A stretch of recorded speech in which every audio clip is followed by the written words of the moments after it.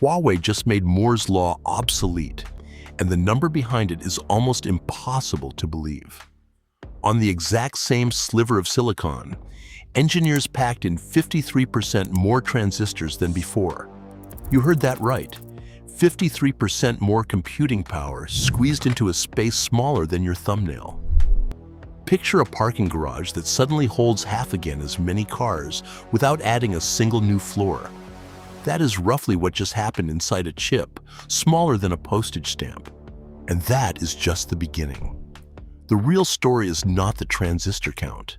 It is how they got there without the machines everyone assumed you needed. Stick around, hit a quick like and subscribe so you do not miss the next one. By the end of this video, you are going to understand exactly how China rewrote the rules of chip making. Somewhere in Shenzhen, a decades-old assumption just quietly broke. For most of the last 50 years, shrinking transistors was the single most reliable bet in all of technology. Every 18 months or so, engineers found a way to pack roughly twice as many transistors onto the same sliver of silicon, and the entire electronics industry planned its future around that rhythm. Engineers love photolithography because it turns ordinary sand into working computation with a precision measured in individual atoms. Manufacturers love it because every new node meant more performance sold at roughly the same cost per chip, which is the kind of math that builds trillion-dollar industries. Governments love it because whoever controlled the most advanced nodes effectively controlled the supply chain behind everything from smartphones to satellites. This was not luck. It was one of the most disciplined engineering campaigns in industrial history, refined generation after generation by companies willing to spend tens of billions of dollars on a single factory. Picture a factory the size of 90 football fields, built for one purpose: printing patterns thinner than a single strand of human DNA. That comparison alone tells you how seriously the world took this race and how much money followed it. So here is the honest question worth asking before we go any further. Why didn't anyone solve the next leap sooner? The uncomfortable answer is that nobody needed to. The existing playbook worked so well, for so long, that deviating from it looked genuinely irrational to most of the industry. Here is the part that most people get wrong about advanced chip making. They assume it is fundamentally a story about clever circuit design. It is actually a story about controlling matter at a scale almost nobody can picture in daily life.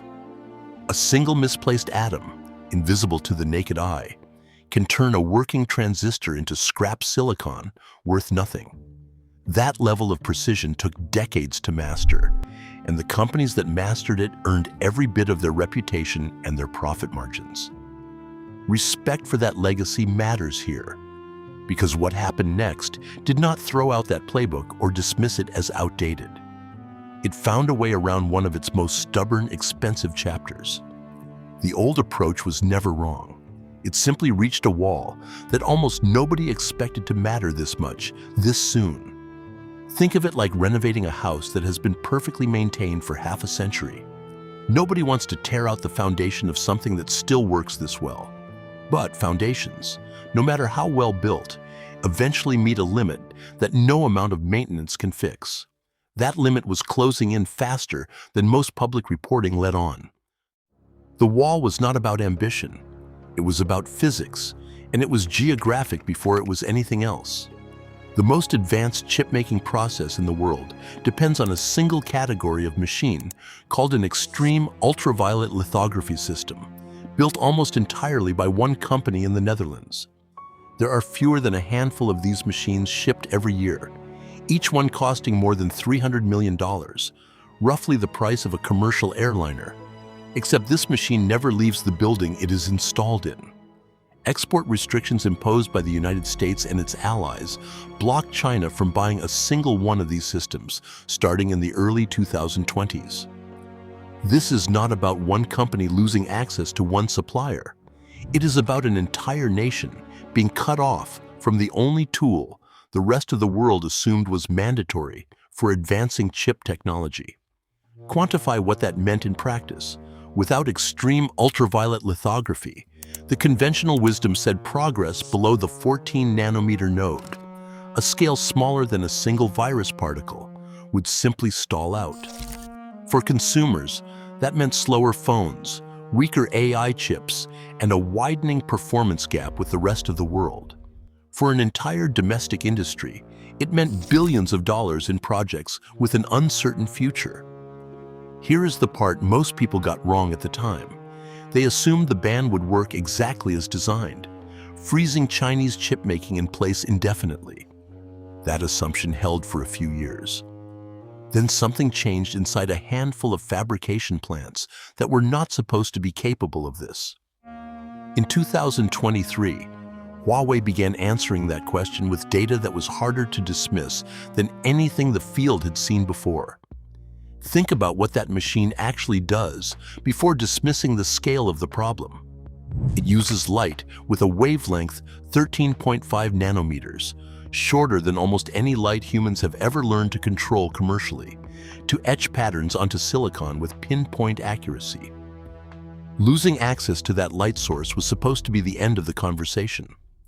Analysts at research firms in Taiwan and South Korea openly predicted that Chinese chip makers would remain stuck at older process nodes for the rest of the decade, unable to compete on the most advanced consumer and AI hardware. That prediction was not unreasonable. It reflected decades of precedent. No country had ever advanced past this particular wall without the machine everyone assumed was mandatory. Section 3, the workaround nobody thought would work. The teams behind this breakthrough were not a secret startup working in isolation. They were engineers inside Huawei's high-silicon chip design arm, working alongside China's largest contract chip maker, Semiconductor Manufacturing International Corporation, based in Shanghai. Both organizations had spent years under direct export restrictions, which meant the usual shortcuts were simply not available to them. The core idea sounds almost too simple once you hear it.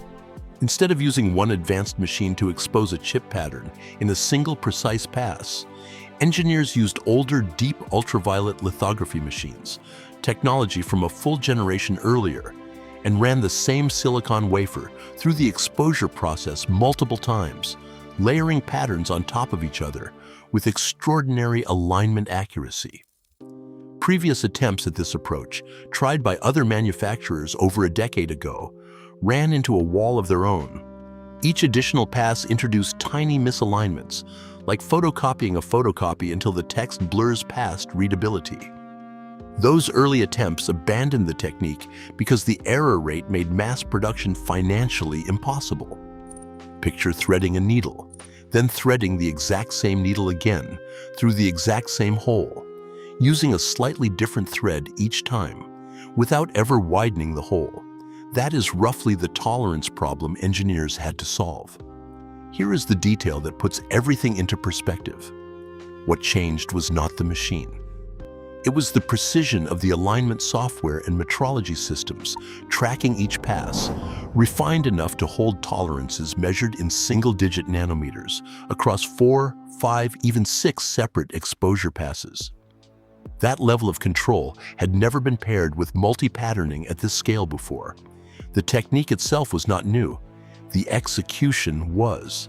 That single distinction is the entire story. It also raised an obvious question nobody outside the fabs could yet answer. Multi-patterning is not free, and nobody involved pretended otherwise. Running a wafer through 4 or more exposure passes instead of 1 takes longer, uses more chemicals, and multiplies the number of steps where a single mistake can ruin an entire batch. Industry veterans at older firms had walked away from this exact method for those reasons. What SMIC and high silicon effectively proved was that the trade-off could be managed with tight enough process control and a large enough tolerance for cost. A chip that once took roughly 6 weeks to fabricate on a single exposure advanced node now took closer to 3 months using this layered approach. That is a real cost, worth stating plainly rather than glossing over. But a longer production cycle is not an impossible one. And that distinction is what the rest of the industry had gotten wrong for years. Let's start with the single most honest number in this entire story, because it matters more than any headline.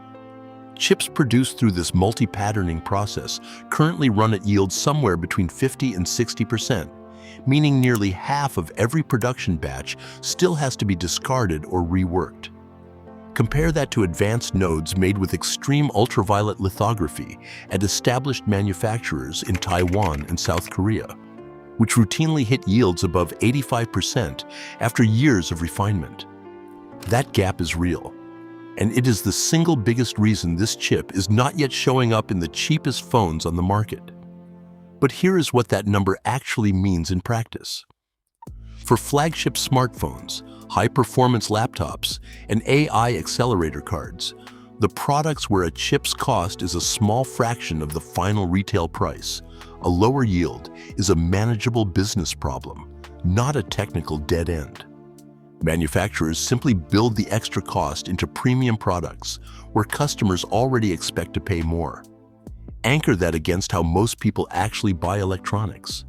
The average consumer replaces a flagship phone every 3 years, and a modest cost increase spread across 3 years of use barely registers at checkout. Here is the unexpected advantage nobody predicted going in. Because these older deep ultraviolet machines run at lower operating temperatures with simpler control systems, defect rates from thermal drift, one of the most stubborn problems at the cutting edge, actually dropped compared to some single exposure processes.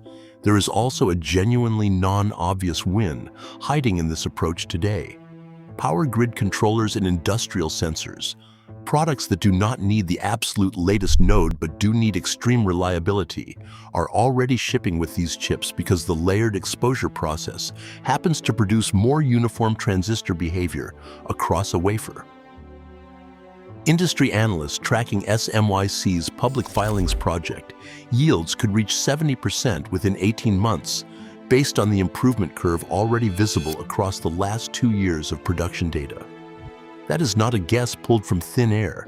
It mirrors the exact trajectory Taiwanese and South Korean manufacturers followed when their own advanced nodes were new.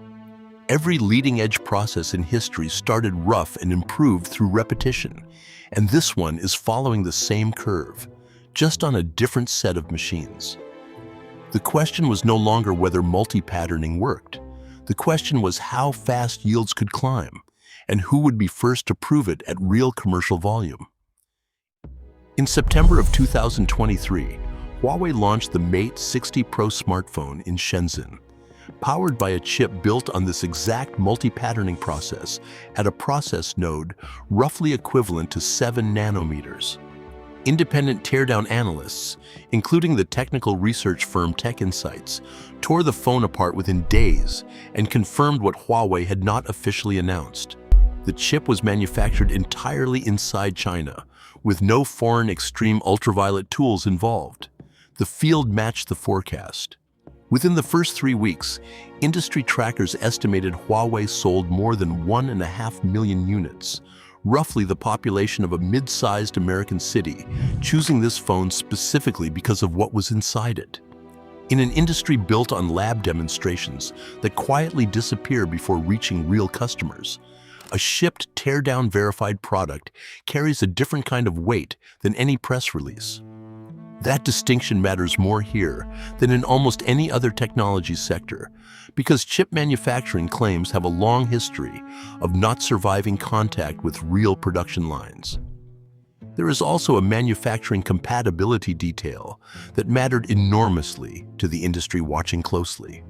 This process runs on deep ultraviolet machines that Chinese fabs already owned in large numbers, meaning no foreign export license was required to scale it up. As one senior process engineer at a Shanghai-based fabrication plant put it, we stopped waiting for permission and started working with what was already on the floor. TechInsights later published portions of its die analysis publicly, giving independent researchers outside China a chance to verify the transistor density claims against physical evidence rather than marketing language. If that number surprised you, The next part is going to be even harder to believe. Hit subscribe so you're there when we cover it. It started with one flagship phone, where performance mattered more than the extra production cost. Then it spread outward from there, into laptops, into AI accelerator cards, into server chips. The claim now had receipts. That matters because field validation carries more weight than lab results in this particular industry. For a simple reason. A laboratory sample can be hand-selected, run once, and never mass-produced. A shipped consumer product has to work consistently across millions of units in ordinary conditions like a hot car dashboard or a crowded subway pocket. Chips that pass lab benchmarks fail field conditions constantly, which is exactly why analysts treated the Mate 60 Pro teardown as more credible than any prior announcement out of Chinese fabs. It was not a press conference. It was a physical object customers could buy at a mall in Shenzhen and use every day. More than 140 international patent families now cite multi-patterning techniques filed by Chinese research institutions and manufacturers since 2022, spanning filings in China, the United States, and the European Union. These are not academic citations.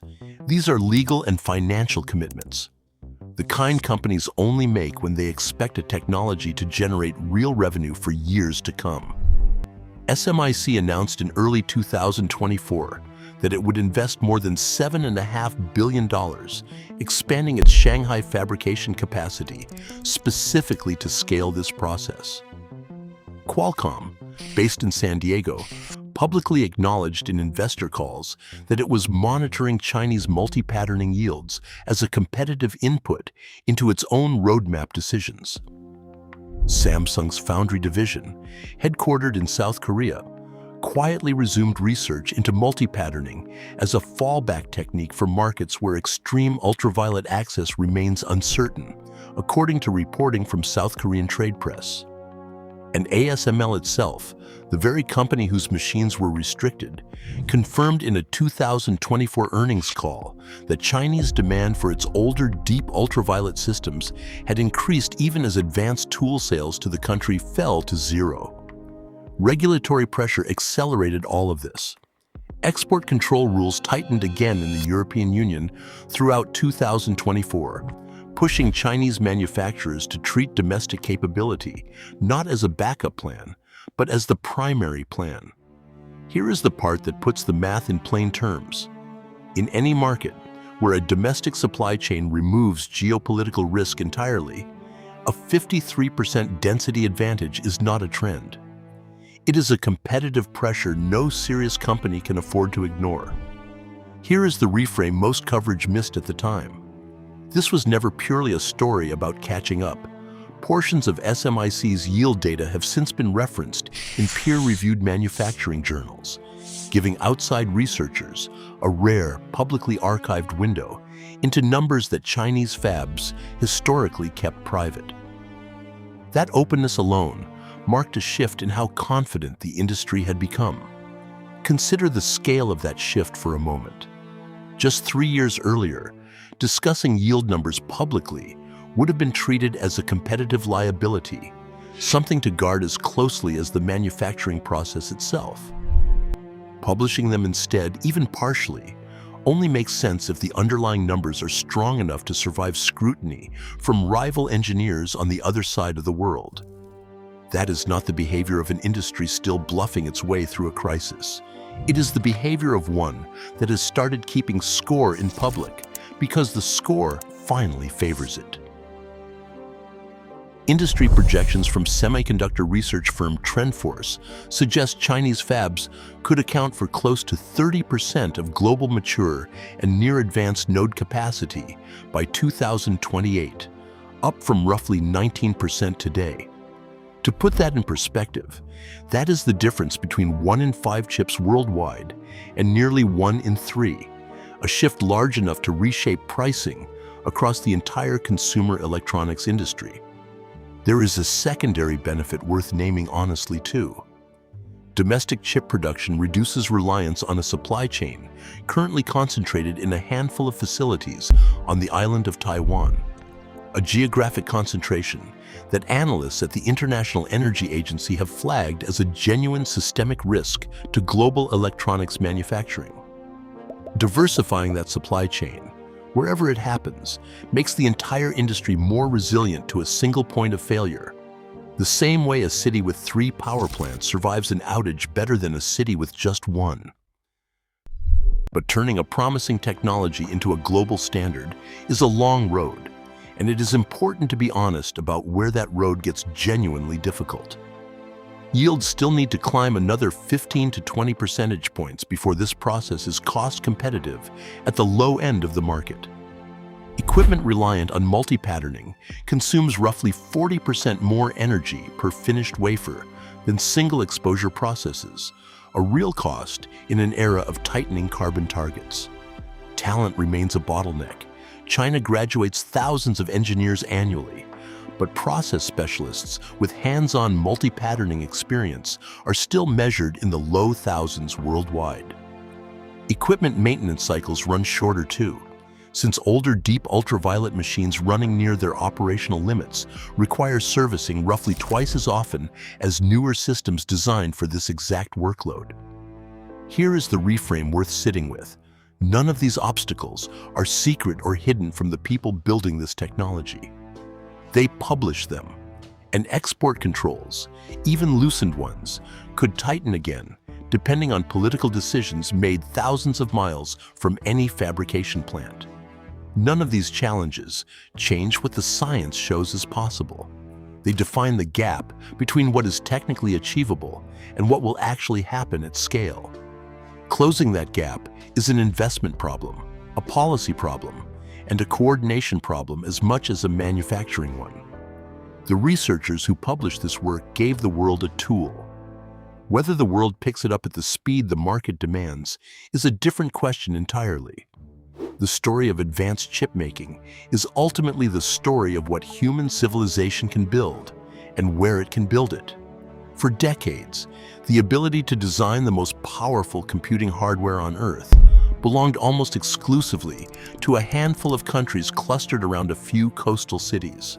That concentration shaped everything from smartphone prices to which nations could realistically compete in artificial intelligence research. It is worth naming honestly who benefits most from a broader base of chip manufacturing and who currently has the least access. Regions across Southeast Asia, Africa, and Latin America still pay a premium for computing power, built entirely on infrastructure they have no hand in producing, dependent on decisions made in boardrooms thousands of miles away. A more distributed manufacturing base, even an imperfect one, chips away at that gap over time, rather than closing it overnight. What is genuinely new here, not incrementally better, but categorically different, is proof that the most advanced tier of semiconductor manufacturing no longer requires a single monopolized machine to advance at all. That is not a minor improvement. It is a different category of solution, one that changes the calculus for every country currently locked out of the highest tier of chip production. The researchers who published this work gave the world a tool. Whether the world picks it up at the speed the market demands is a separate question, one that belongs to policymakers, investors, and manufacturers as much as it belongs to scientists. That is new. Chip manufacturing operates on a scale where small percentage gains compound into enormous consequences over a decade. The same way a tiny interest rate difference reshapes a retirement account after 30 years. A 53% density gain today does not just mean faster phones next year. It reshapes the assumptions an entire generation of engineers builds their careers around. If a workaround like this raises a question about the machine everyone assumed was mandatory in the first place, that story is worth understanding too, and it is the subject of our next video. China just solved the chip problem. ASML couldn't for 20 years. The link is in the description. If this changed how you think about what counts as truly cutting-edge technology, hit that like button and subscribe so you never miss what comes next. Turn on notifications. We publish every week. Now I want to hear from you in the comments. Does a workaround this clever count as genuine innovation? Or is it just a clever detour around a problem the rest of the industry solved the harder way?